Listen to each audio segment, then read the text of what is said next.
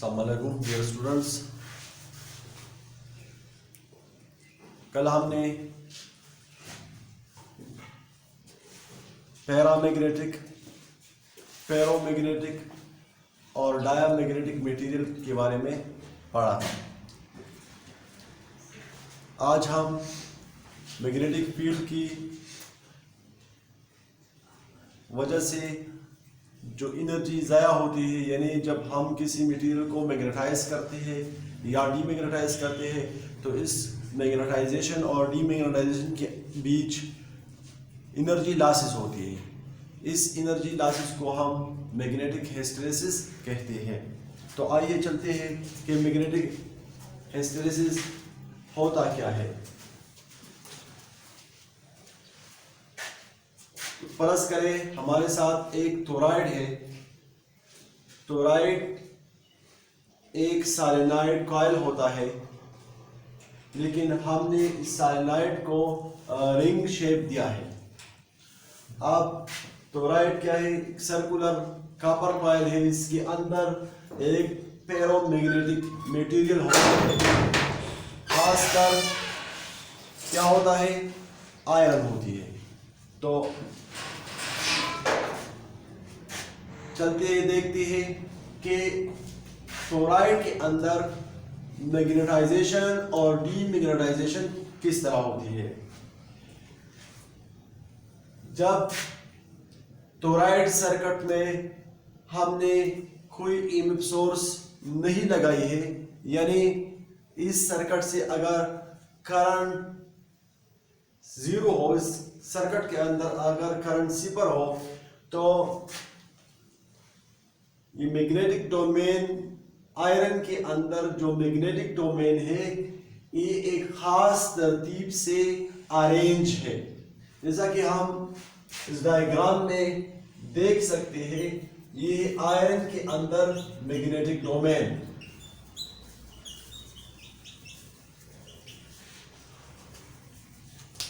जब हम इस स्विच को ऑन करते हैं, यानी सर्किट से करंट गुजर जाता है, आई करंट, तो ये आई अपने साथ एक फिजिकल क्वांटिटी को क्रिएट करता है। इस फिजिकल क्वांटिटी को हम मैग्नेटाइजिंग फोर्स कहते हैं, और इस मैग्नेटाइजिंग फोर्स को हम H से जाहिर करते हैं।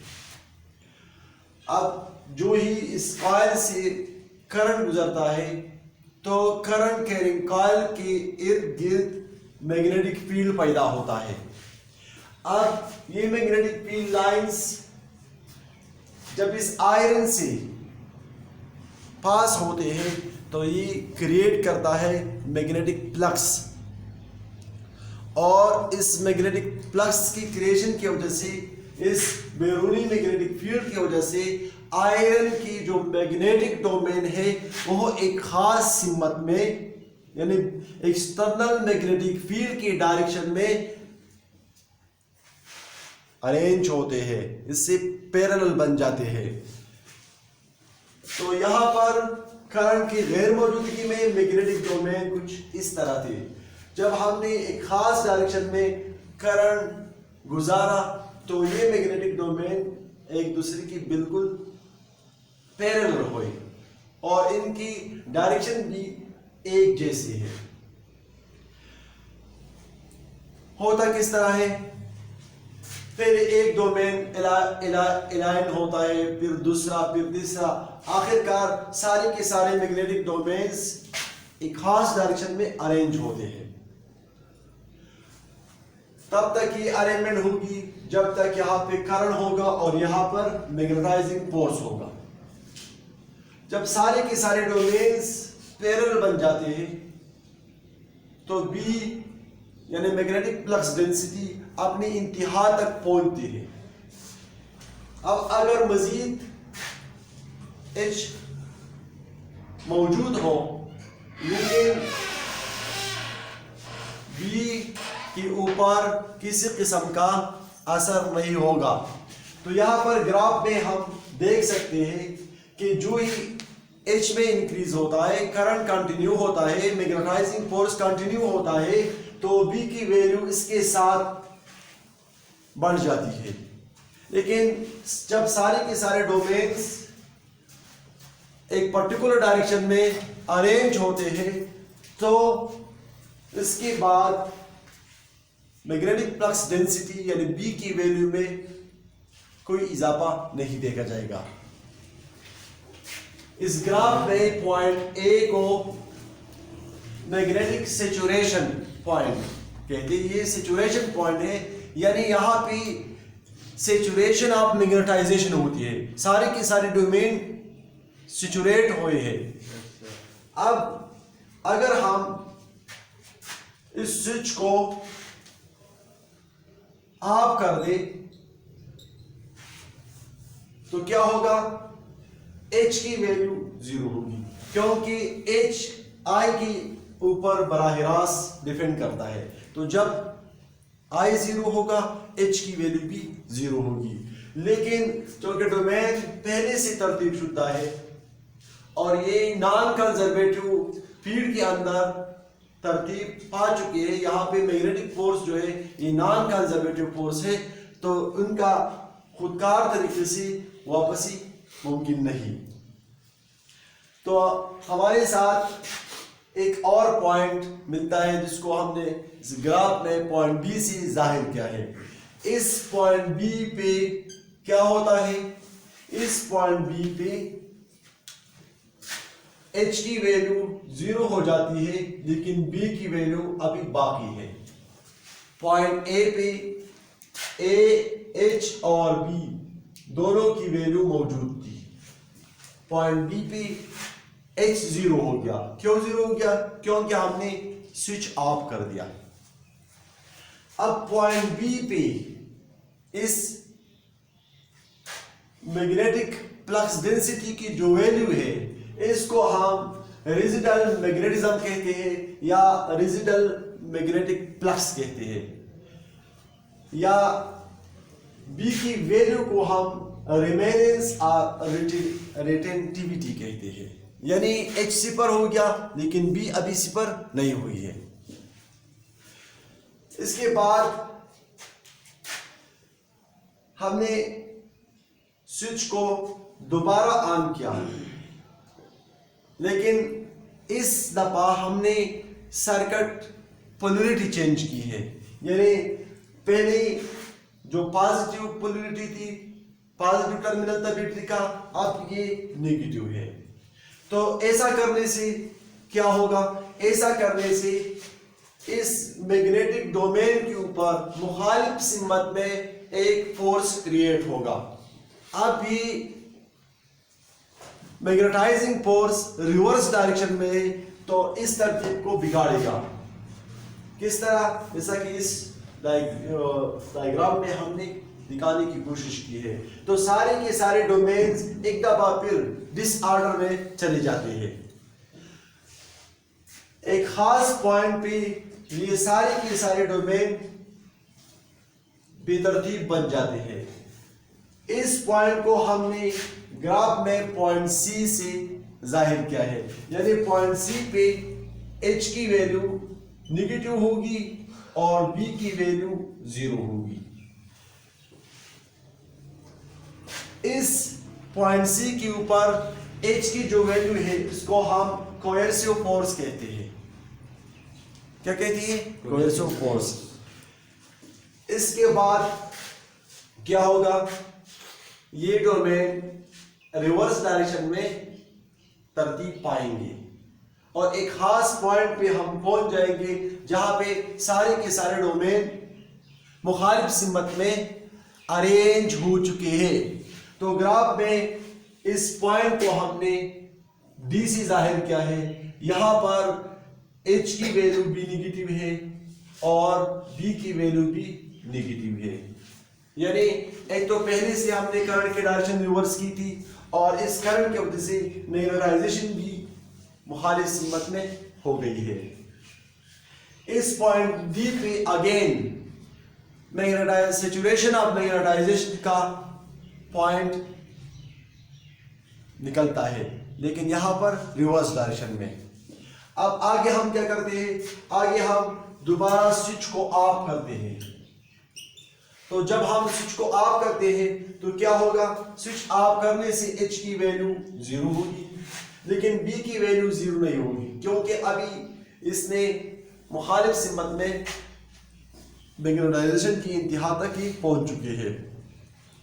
तो ग्राफ में इस पॉइंट को हमने पॉइंट E से जाहिर किया है।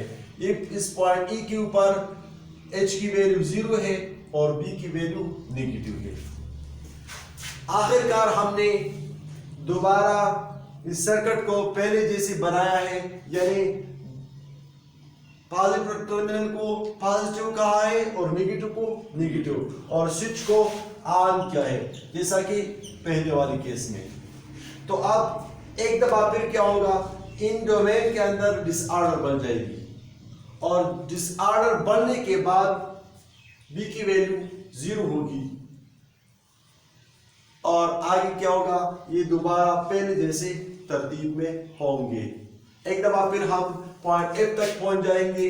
पॉइंट F पे H की वैल्यू पॉजिटिव है और B की वैल्यू 0, और F से आगे जब आप पॉइंट A पे पहुंच जाएंगे तो दोबारा सैचुरेशन पॉइंट हासिल होता है। इस सारे प्रोसेस के अंदर हमने कई दफा मैग्नेटाइजेशन की कोशिश की और कई दफा डीमैग्नेटाइजेशन की कोशिश की। इस मैग्नेटाइजेशन और डीमैग्नेटाइजेशन की वजह से एक साइकिल बनता है, जिस साइकिल को हम क्या कहते हैं, हिस्टेरेसिस लूप कहते हैं। इस साइकिल को हम क्या कहते हैं, हिस्टेरेसिस लूप, यानी A B C D E F A, ये एक साइकिल बन जाता है, और इस साइकिल को हम हिस्टेरेसिस लूप कहते हैं। इसको हम हिस्टेरेसिस लूप कहते हैं। क्या कहते हैं, हिस्टेरेसिस लूप। अब मैग्नेटिक हिस्टेरेसिस क्या है? मैग्नेटिक हिस्टेरेसिस हमने यहाँ पर देखा है कि H की वैल्यू 0 हो गई, लेकिन B की वैल्यू 0 नहीं हुई है, यानी B H से पीछे रहता है। तो what is magnetic hysteresis? The lagging of magnetic flux density B behind magnetizing force H is called magnetic hysteresis, यानी B का H के पीछे रह जाना, उसको हम क्या कहते हैं, magnetic hysteresis. The lagging of B behind H। इस मैग्नेटिक फ्लक्स डेंसिटी और मैग्नेटाइजिंग फोर्स को हमने एक रिलेशन से जाहिर किया है, B बराबर है म्यू नॉट क्रॉस H का, या B is equal to mu not H, जहां पे म्यू नॉट परमेबिलिटी है, परमेबिलिटी ऑफ फ्री स्पेस। अब मैग्नेटिक हिस्टेरेसिस, मैग्नेटिक हिस्टेरेसिस की वजह से हम किसी मटेरियल्स की मैग्नेटिसियत या डीमैग्नेटिसियत के, ये जिस्म, ये ऑब्जेक्ट कितना मैग्नेटिक है, मैग्नेटिक फील्ड को कितना सपोर्ट करता है, कितनी जल्दी से हम इसके अंदर मैग्नेटिक फील्ड क्रिएट कर सकते हैं, और कितने जल्दी से हम इसके अंदर मैग्नेटिक फील्ड को डिलीट कर सकते हैं। तो इस लूप से हम मुख्तलिफ मटीरियल्स के मैग्नेटिज्म के बारे में बखूबी अंदाज़ा लगा सकते हैं। अब इस ग्राफ के अंदर मुख्तलिफ टर्मिनोलॉजी यूज हुई है। इसमें एक है रिटेंटिविटी, यानी जब B रिवर्स डायरेक्शन, B की वो वैल्यू, रिमेनिंग वैल्यू जहाँ पे H रिमूव होता है। दूसरा है रेजिडेंट मैग्नेटिज्म या रेजिडेंट मैग्नेटिक फ्लक्स, B की रिमेनेंस जहाँ पे हम करंट को ड्रॉप करते हैं। तीसरा है कोएर्सिव फोर्स, जब B को हम 0 पे लाने की कोशिश करता है, वहां पे H की वैल्यू रिवर्स डायरेक्शन में बढ़ती है। इस एच की इस वैल्यू को हम कोएर्सिव फोर्स से जाहिर करते हैं। तीसरा है रिलक्टेंस। रिलक्टेंस रेजिस्टेंस का मुतरादिफ है, यानी जहाँ पे हम इलेक्ट्रिकल सर्किट में रेजिस्टेंस की बात करते हैं, यहाँ पर हम रिलक्टेंस की बात करते हैं। यानी जब हम किसी चीज़ को मैग्नेटाइज करने की कोशिश करता है, इसके डोमेन को हम एक खास तरतीब देने की कोशिश करता है, तो वहाँ पर भी अपोजिशन होता है, रेजिस्टेंस होता है। इस रेजिस्टेंस को हम क्या कहते हैं? मैग्नेटिक, इसको हम क्या कहते हैं? रिलक्टेंस कहते हैं, यानी रेजिस्टेंस कहते हैं।